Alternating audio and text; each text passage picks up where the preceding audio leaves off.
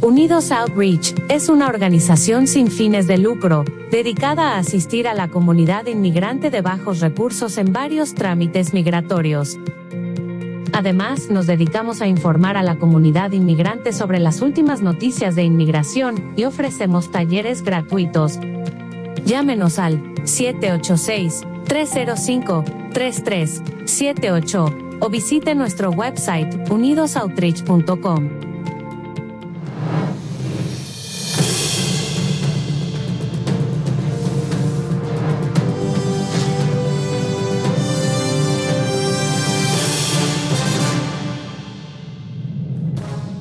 Bienvenidos a FDP Noticias. Hoy es jueves 13 de agosto. Yo soy Germania desde Miami y desde Costa Rica me acompaña Jovel con una noticia de última hora. Así es, el chavista Darío Vivas ha fallecido por COVID-19. No hay mayor información al respecto, únicamente lo que ha trascendido y lo que ha comunicado Tarek William Saab, quien es el fiscal del régimen, y es únicamente eso, que ha fallecido el dirigente chavista Darío Vivas, quien es el jefe de gobierno del chavismo en el Distrito Capital. Esa es la noticia, probablemente para la hora de Agárrate habrá más detalles. Así es, Joel, este es el funcionario chavista de más alto rango que ha fallecido por el COVID-19.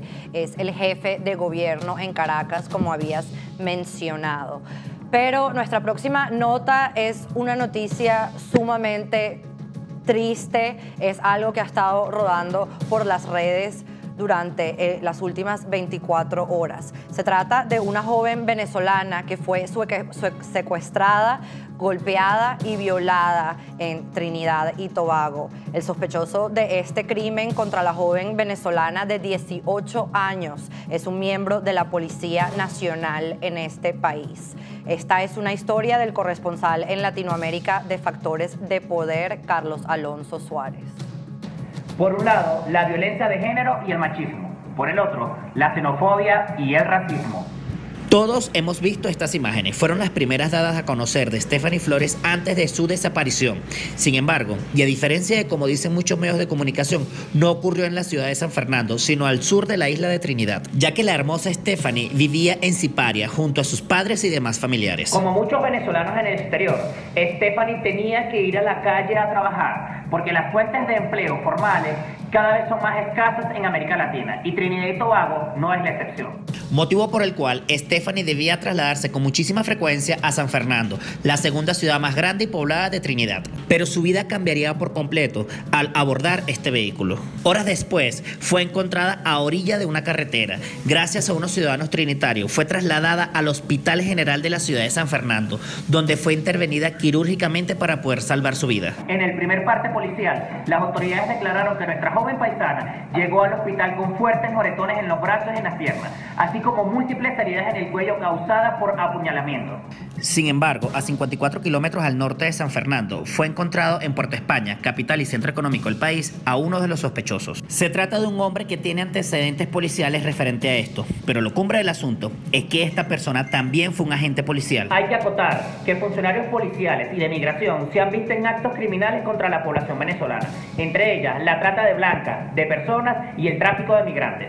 Familiares y amigos apuestan a la justicia para, en honor a la verdad, sancionar a los culpables, a pesar de las constantes irregularidades contra la población migrante venezolana en Trinidad y Tobago. Todos los hechos de violencia son sancionables, pero en Trinidad y Tobago ocurre una peculiaridad, y es que el Estado, a través de su gobierno, instiga al odio con unas declaraciones que son constantemente racistas y xenófobas. Aunque la condición médica de Stephanie es delicada, su recuperación es favorable. Tenemos que trabajar en conjunto para evitar que este tipo de tragedias sigan ocurriendo. Y Factores de Poder, como único medio venezolano e hispano que ha viajado directamente a Trinidad y Tobago en 2 oportunidades para visibilizar lo que ocurre con los migrantes venezolanos, estará muy de cerca, porque donde hay un migrante venezolano, ahí estará la ruta del caminante. Gracias, Carlos Alonso, por este reportaje Bueno, el femicidio de la mujer venezolana por Latinoamérica desafortunadamente es algo que ha crecido al mismo tiempo que la tragedia chavista se ha apoderado de Venezuela, pero como dice este reportaje, en Trinidad y Tobago particularmente la xenofobia contra los venezolanos ha llegado a puntos inaceptables y la región tiene que hacer algo sobre esto, ¿no, Joel? Perdimos el audio.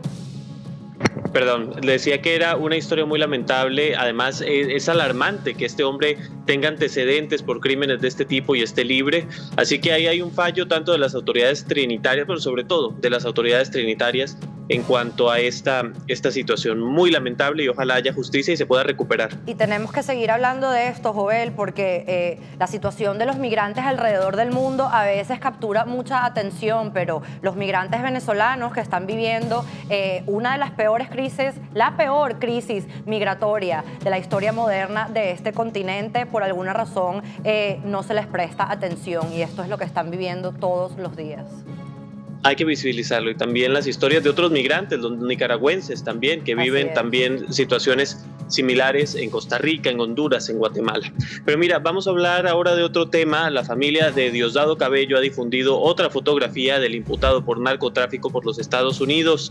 El también presidente de la Asamblea Nacional Constituyente Chavista informó hace 5 días que se recuperó de la COVID-19 y fue su esposa Marlene Contreras quien publicó esta fotografía en la que aparece el dirigente rodeado de sus familiares. En la foto aparecen usando tapabocas, Diosdado Cabello sentado en un sofá, y también se le nota una considerable disminución de peso. Durante varios días la salud de Cabello fue objeto de especulaciones, especialmente después de una llamada telefónica en un foro virtual con Nicolás Maduro, en la cual su voz se escuchó distorsionada. Y hace unas horas el embajador de Juan Guaidó en los Estados Unidos, Carlos Vecchio, dio detalles de los recursos que ha manejado el gobierno interino para contribuir a la atención de la pandemia en Venezuela. Según Vecchio, el gobierno interino del presidente Juan Guaidó ha canalizado eficientemente cerca de $17 millones en recursos de ayuda y asistencia internacional para atender la crisis de la pandemia en Venezuela y para apoyar a los trabajadores de la primera línea. Estos recursos han sido coordinados a través de agencias internacionales y otras instituciones. Vecchio dice en su comunicado que en diversos centros de atención pública, la dictadura de Maduro ha impedido a los médicos y personal hospitalario recibir estos equipos o persigue y criminaliza a quienes reciben estos insumos. Vecchio publicó una lista de al menos 60 profesionales de la salud que han fallecido por contagio de COVID-19.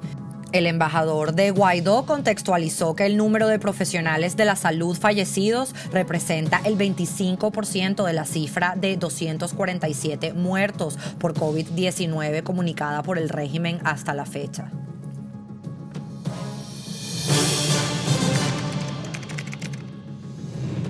El presidente de Estados Unidos, Donald Trump, anunció hoy que los Emiratos Árabes Unidos e Israel han decidido establecer relaciones diplomáticas plenas como parte de un acuerdo para detener la anexión de territorios palestinos. El anuncio convierte a los Emiratos Árabes en el primer país, en la tercera nación árabe en tener vínculos diplomáticos con Israel después de Egipto y Jordania. Trump tuiteó que la normalización de las relaciones entre los Emiratos Árabes Unidos e Israel es un gran avance, calificándolo de acuerdo de paz histórico entre nuestros grandes amigos. Para Israel, el anuncio confirma que el gobierno del primer ministro Benjamín Netanyahu tiene vínculos más estrechos con naciones árabes de lo que él reconoce públicamente. Para los Emiratos Árabes Unidos, el acuerdo es un paso más en su campaña internacional para ser visto como un faro de tolerancia en Medio Oriente, a pesar de estar gobernado por gobernadores o gobernantes autocráticos. Para los palestinos, este es un revés en su lucha independentista, pues durante años han instado a los gobiernos árabes a no normalizar las relaciones con Israel hasta que se alcance un acuerdo de paz que establezca un Estado independiente. Vamos a cambiar de tema ahora. El gobierno de Estados Unidos prohibió el jueves que todos los vuelos charter entre Estados Unidos y Cuba se realicen. Esto lo anunció Mike Pompeo, secretario de Estado.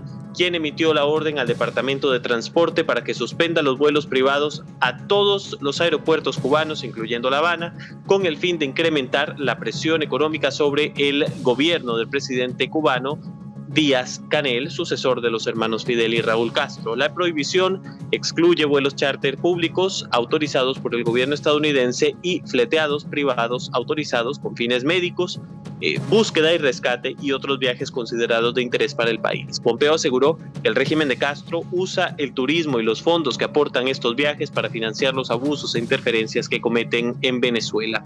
El gobierno de Estados Unidos prohibió en octubre del año pasado los vuelos hacia ciudades que no fuesen La Habana, y cabe recordar que fue la administración de Barack Obama la que reanudó los vuelos entre ambos. Cabe destacar que fue la administración de Barack Obama la que restableció los vuelos con el país caribeño en 2015, y tras la llegada de Donald Trump a la Casa Blanca se ha endurecido la política hacia el régimen de los Castro. Germania. Discúlpenos por estos errores de producción. Creo que Andrés, nuestro director, está viendo un juego de fútbol atrás. No estoy segura. No. Pero aquí en el noticiero les seguiremos actualizando sobre las elecciones presidenciales del 3 de noviembre. El aspirante demócrata a la Casa Blanca, el ex vicepresidente Joe Biden, y su compañera en la fórmula, la senadora Kamala Harris, hicieron su primer acto de campaña juntos. El candidato aseguró que busca reconstruir Estados Unidos en su intento de derrotar a Donald Trump en los comicios del 3 de noviembre. El ex vicepresidente Joe Biden prometió que su gobierno va a arreglar lo que calificó como desastre, en referencia a la administración de Trump y Mike Pence, tanto en política interna como exterior. Harris, por su parte, reiteró que esta elección no se trata solo de vencer a Trump y aseguró que más que una victoria necesitan un mandato. Antes de Kamala Harris, 2 mujeres fueron candidatas a la vicepresidencia: Geraldine Ferraro en 1984 y Sarah Palin en el 2008. Sin embargo, esta es la primera vez que una aspirante de los partidos mayoritarios es afroamericana o con raíces del sur de Asia, como lo es Harris. Texas es uno de esos estados del país que tienen una amplia trayectoria como conservadores. Actualmente, 83 de los 150 diputados de la Cámara de Representantes tejana son republicanos y 19 de los 31 senadores locales también. Además, los 9 cargos de las oficinas ejecutivas estatales son republicanos y a nivel federal, 22 de los 36 congresistas son rojos y los 2 senadores por el estado también. Para este punto, muchos se preguntan si el Partido Demócrata podría tener una oportunidad de hacerse con Texas en las próximas elecciones.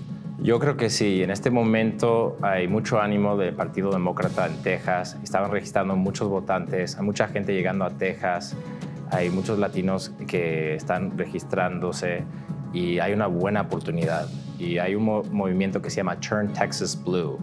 Y creo ya llevan muchos años, y la campaña de Beto O'Rourke consiguió 49% contra Ted Cruz. Entonces yo creo que este año es el año que puede ser que Texas se va a convertir en un estado azul.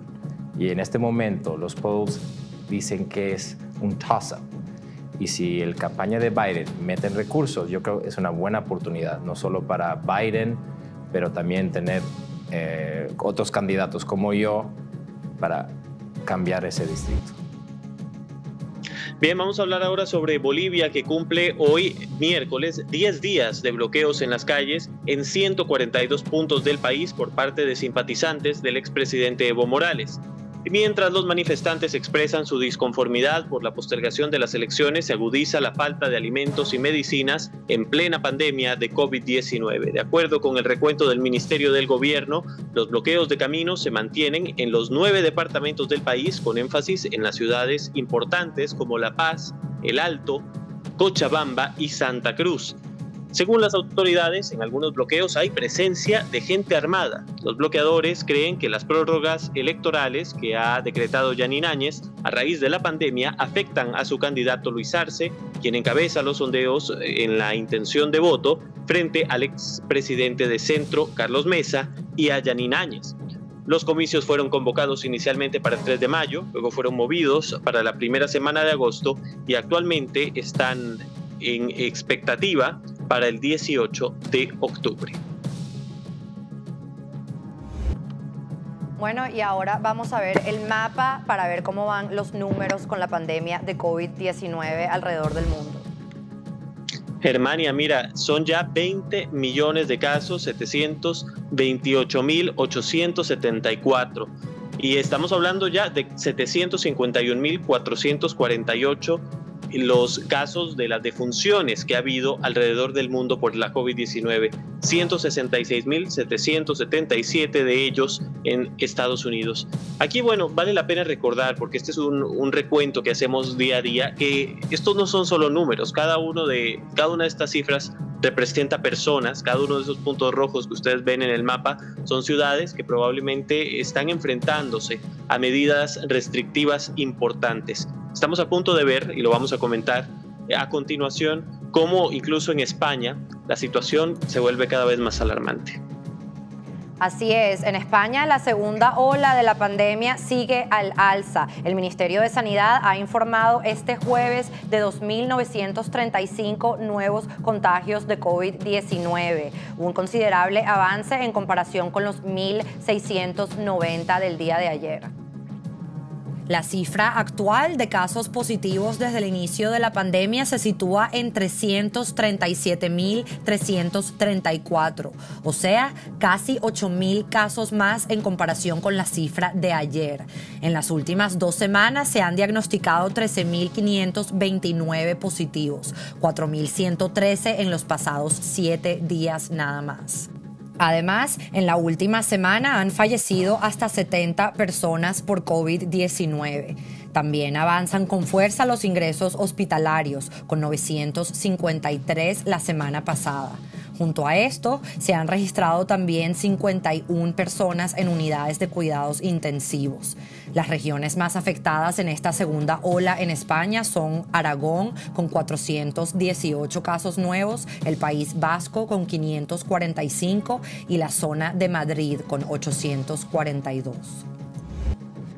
No todos son malas noticias. México y Argentina producirán la vacuna que esperan tener listo por parte de AstraZeneca y Oxford. Esta vacuna ellos la producirán para América Latina junto a la fundación del empresario Carlos Slim. Alberto Fernández, presidente argentino, y López Obrador, mandatario mexicano, llegaron al acuerdo de producir estas vacunas. Estamos hablando de cerca de 250 millones de ellas. El mandatario argentino Alberto Fernández anunció que la vacuna estará lista para ser utilizada en el primer semestre del 2021. El costo será de entre $3 y $4 por unidad. El presidente sostuvo que el ciclo de la vacuna no está terminado, pues sigue en fase 3. Así que, como les digo, no todos son malas noticias. A estos ensayos parece que van por buen camino, Germania, y yo creo que por lo menos América Latina de esta manera se garantiza 250 millones de unidades de esta vacuna. Que van a ser necesitadas definitivamente, porque como le hemos contado a nuestra audiencia, Latinoamérica es la región que más está sufriendo en estos momentos. Así que hablemos de Perú. Perú restableció el toque de queda dominical y prohibió las reuniones sociales familiares, que pasaron a ser el mayor foco de contagio del rebrote de la pandemia, desde que comenzó un desconfinamiento gradual hace 6 semanas.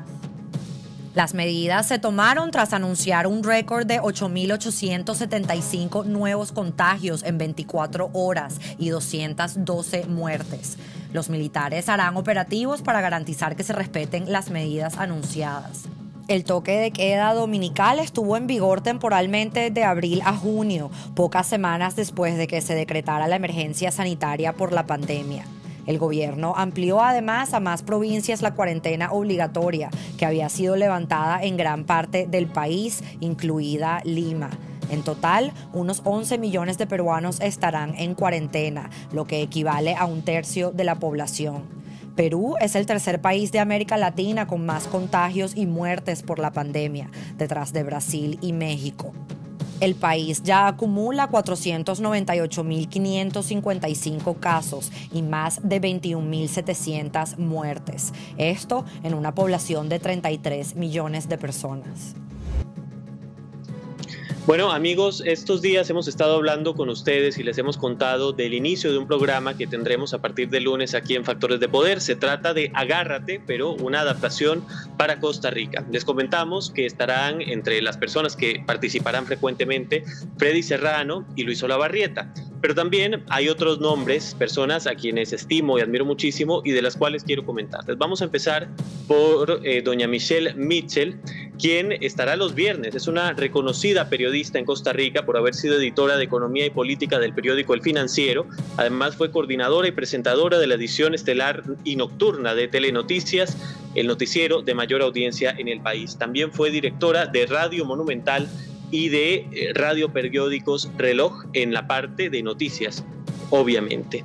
Otro nombre experimentado es don Edgar Fonseca, a quien vemos todos los días aquí en Costa Rica en las conferencias de prensa de la 1 de la tarde en Casa Presidencial. Don Edgar es director de puroperiodismo.com, trabajó durante 38 años en el Grupo Nación como periodista y fue director del periódico Al Día entre 2001 y 2002. Además es sobreviviente del atentado de La Penca de 1984, un ataque dirigido contra Edén Pastora que dejó 7 muertos y que a la fecha sigue impune.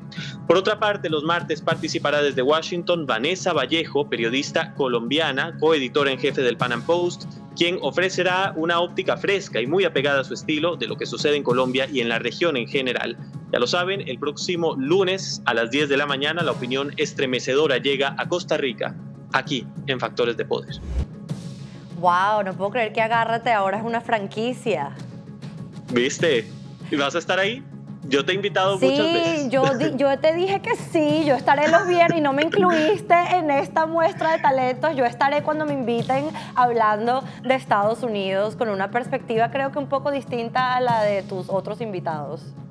Yo creo que sí, te voy a decir que hay variedad de opiniones dentro del abanico, digamos, porque hay que decirlo así, una cosa es generar o producir un Agárrate para Venezuela, por ejemplo, que es un país que está en dictadura, y otra cosa es en un país en democracia, ¿no? Aquí, afortunadamente, todavía tenemos una democracia que funciona, la libertad de expresión, la pluralidad de pensamiento se respeta mucho, entonces es una dinámica distinta, propia de un país democrático, pero periodísticamente fascinante, y eso es lo que me encanta. Bueno, ya saben, ahora tenemos otro programa aquí en Factores de Poder, pero igual tienen que ver mañanas. Todos los otros, porque sí, es en la mañana. Así por que supuesto, ya la gente va a mañana. estar desde las 10 de la mañana.